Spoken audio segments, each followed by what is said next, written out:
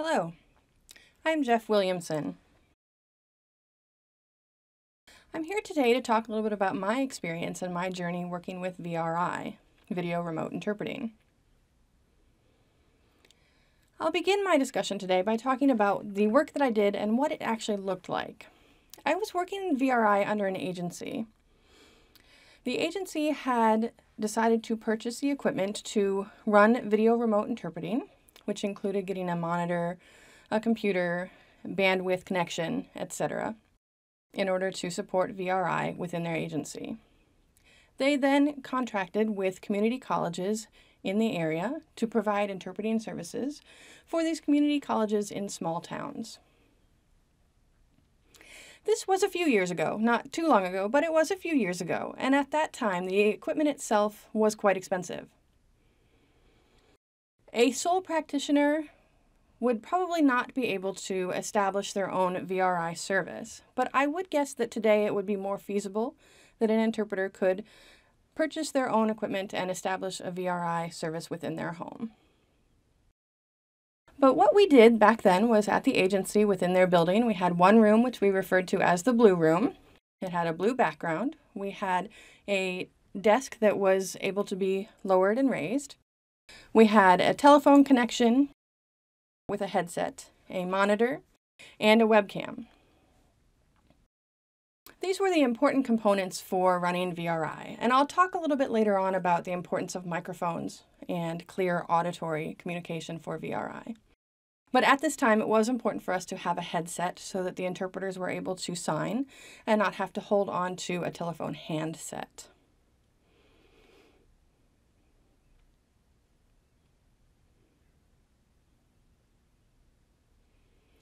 Now, on the college's end, they were responsible to provide their own equipment, which included a monitor, a webcam, a microphone that would be utilized by the professor, and they also had to provide their own local tech support, which our agency additionally had tech support on our end to fix any problems should they occur. Basically, the VRI room looked like what you would expect it to look like. It was a cubicle. There was a blue background on the wall, and it had a desk and a computer and just looked like a typical room. It was comfortable, a very normal setting for us, and we often worked in there in teams. Our room was large enough to accommodate 2 interpreters to work together comfortably. Additionally, the headset that we had a splitter on it so that we could each have our own headset and be able to access the professor's lectures.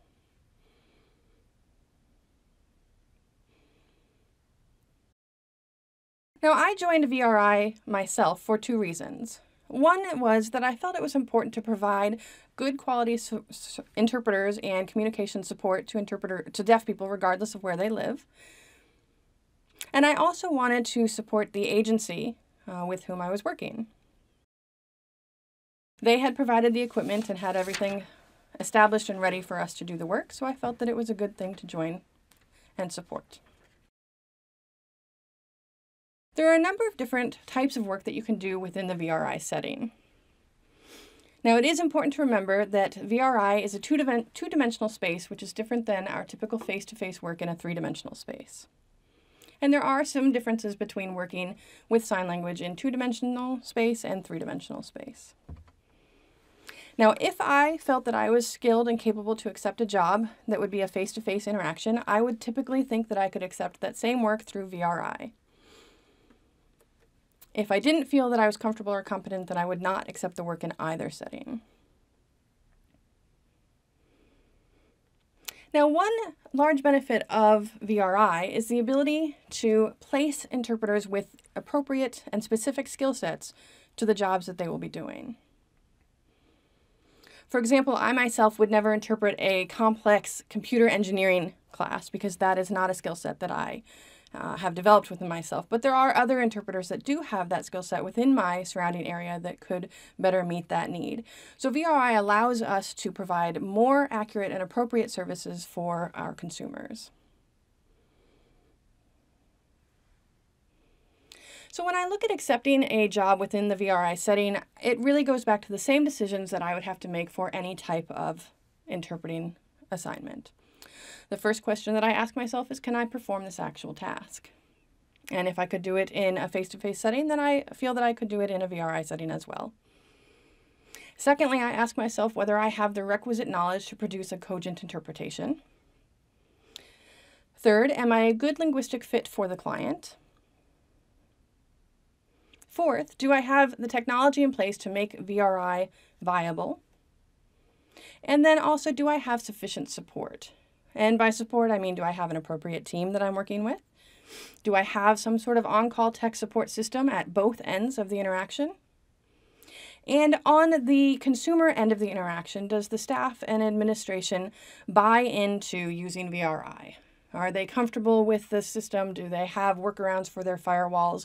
And are they able to connect and support VRI? In general, I believe that work in a face-to-face interaction and work in a VRI interaction are very much similar, and you could choose whether to accept or decline a job based on the same standards for both settings.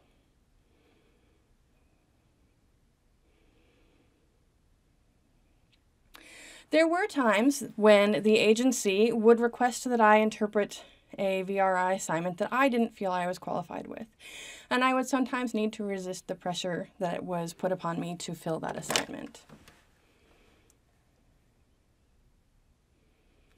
Of course, within the VRI setting, we still have to follow our code of professional conduct as we would for any other interpreted setting, and we know that every interaction requires a competent and knowledgeable interpreter. So every once in a while, it does require that you do resist some of the external pressures towards filling assignments.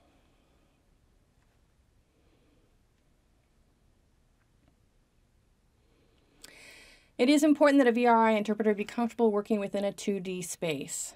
There are some modifications that may be necessary in terms of language production that are specific to 2D communication. If you have done some trial runs and some test runs, that allows the interpreter to become comfortable with that and develop the ability to modify their work to a 2D setting.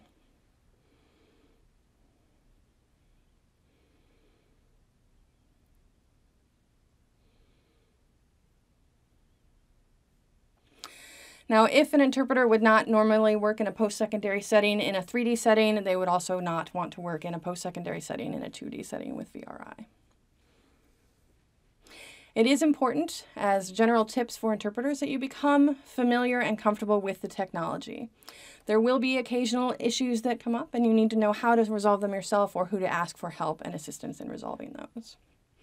It is important that before any semester or course begins, you must, prior to the start of that course, get a sense of the software, the technology, and the system that you will be using, and do a number of test runs of that equipment. You need to ensure that the connection is appropriate, that the bandwidth is wide enough in order to support the interaction and the connection. And it's additionally important that you know how to do some little troubleshooting and problem-solving issues if they do come up. Take the time before the assignment begins to get to know your consumer. Find out what their language preferences are, how they prefer to approach interrupting a professor to ask a question. There are some students that don't want to interrupt a professor in any way, shape, or form. So you need to make sure that you establish that type of rapport with your consumer before the assignment begins. If possible, it's also important that you talk to the professor before the assignment begins. The professor can help us to do our work better. An example of what you would want to speak with a professor about is if students from the back of the room are making comments and the professor is simply responding to those comments, the only thing that the interpreter hears is the professor's response. So in that situation, it would be important that the professor repeat the comments that the student had made so that the interpreter has access to those. And it may be up to the student to remind the professor to do that. In a VRI setting, we have limited visual access to the environment. If a professor is using the board to write a formula, the interpreter does not have access to that. So it's important to inform the professor that if they make a statement that simply says, move this to there, we do not have access to what they are meaning based on just their English words. So sometimes it is important to give them a little bit of a prompt or a reminder that they need to be more explicit and specific with that.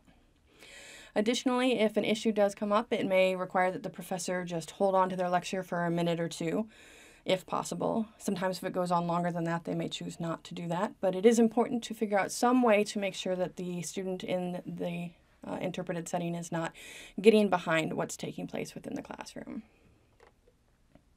Additionally, it's important to be professional in all of your interactions with everyone in the environment.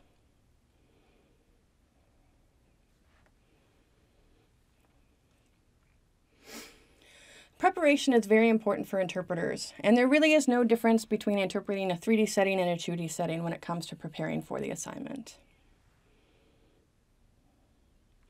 I do have a list of some of the cons in terms of working with VRI, and I'll share those with you. One, which I've already mentioned, is that you frequently only have one camera in the classroom. And that camera is aimed at the student that you are interpreting for. So all you can see is their face as they're reacting to the lecture, which can be helpful in terms of knowing whether or not they're following the interpretation, but you have no visual access as the interpreter to what the professor is doing or what the rest of the class is doing. And again, it is important to remember that sound is critical. Frequently, the microphone that is already embedded with the technology that you're using, a laptop or a computer, is not sufficient to have adequate auditory access to the interaction. So it's important that you have good telephony or other systems in place to allow that auditory access. Having a good quality microphone stationed near the professor can help to capture some of the comments that are happening from the professor as well as the students in the classroom. Although if the students are too far away, it may be difficult to follow that. If a professor uses the Socratic method and engages in quite a bit of classroom discussion, it can be difficult for an interpreter to be able to hear all of the participants in that room. If you're able to convince the college to provide 2 cameras, in terms of the microphone, if the microphone is placed near the professor, that can help you to have access to some of the other comments that are happening in the classroom as well. One other drawback that sometimes happens if the teacher does not establish the rule of raising a hand before a student comments and students are simply allowed to speak as they will, it can be difficult for the deaf student to get into the mix and make their comments. Oftentimes, even if the deaf student signs and the interpreter then voices for them into English, that gets lost in the mix of the classroom. No one's able to hear it, the speakers aren't turned up loud enough, and so that can cause an issue for allowing participation of the student. So it's important that you work on the volume on the classroom end so that the interpretation is accessible to everyone. Now, there are some pros to working in the VRI setting, and some of those are deaf people who live in rural areas might not have accessibility to good quality of interpretations. And so this VRI sort of broadens the spectrum of communication access for deaf people that don't live in areas with a high number of interpreters.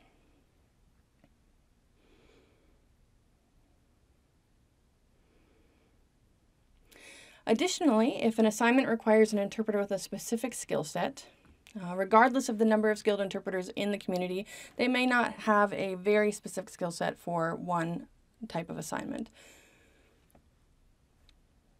So VRI allows the appropriate interpreter to be assigned to as the best match for that particular class or assignment. Additionally, VRI can be less expensive and therefore more accessible for colleges and other situations that require interpreters. VRI is also more green.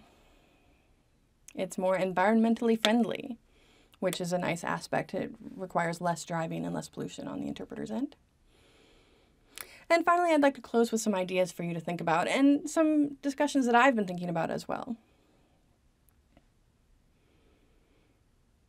You have to think about the end user, the consumer. Is VRI the appropriate solution for their specific needs in that specific setting?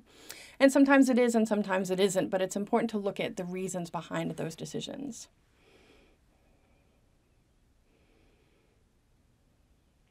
Sometimes a VRI interpreter may not provide equal access to that setting. So as a VRI interpreter, it is important that we think about these before we enter a setting. Sometimes during a class, a technical issue will occur, and the professor does not want to stop and wait for that to be resolved. They will frequently just continue with their lecture. And I'm not sure if they're expecting the student to catch up on their own or not to fall behind, but it is something for us to think about, that if a technical problem does arise, what should be done about that.